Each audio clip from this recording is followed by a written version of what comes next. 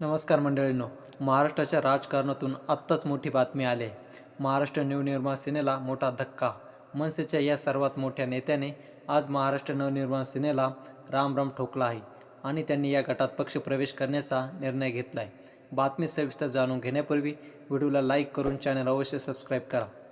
विधानसभा निवडणुकीच्या निकालानंतर महाराष्ट्र नवनिर्माण सेनेला महाराष्ट्रात अपयश आल्याने अनेक नेते नाराज होत आहेत. त्यामुळे हे नेते आता दुसऱ्या पक्षाची वाट धरताना पाहावयास मिळतात.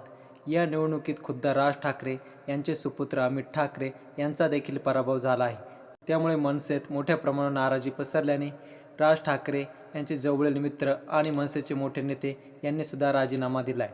राज ठाकरे यांच्यासोबत अनेक मोठे नेते आहेत. त्यांचे अगदी जवळील सहकारी म्हणजे ठाणे आणि पालघर जिल्ह्याचे जिल्हाध्यक्ष आणि मनसेचे नेते अविनाश जाधव हे राज ठाकरेंवरती नाराज दिसत आहे. त्यांनी आपल्या पदाचा राजीनामा देऊन मनसेचा मोठा धक्का दिल्याचं दिसत आहे. त्यांनी पत्रात लिहिलं आहे की मी ठाणे आणि पालघर जिल्ह्याची जबाबदारी घेऊनही तेथील उमेदवार निवडून आणू शकलो नाही आणि त्यामुळे मी माफी मागतो व माझ्या या पदाचा राजीनामा देतो, असं म्हणत त्यांनी आपल्या जिल्हाध्यक्ष पदाचा व नेतेपदाचा राजीनामा दिल्याने राज ठाकरेंना धक्का बसलेला दिसत आहे.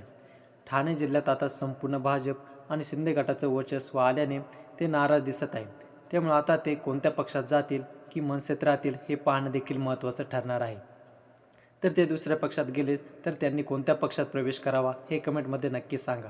व्हिडिओला लाईक करून चॅनल अवश्य सबस्क्राईब करा, जेणेकरून महत्त्वाची माहितीपूर्ण व्हिडिओ तुम्हाला मिळत राहतील.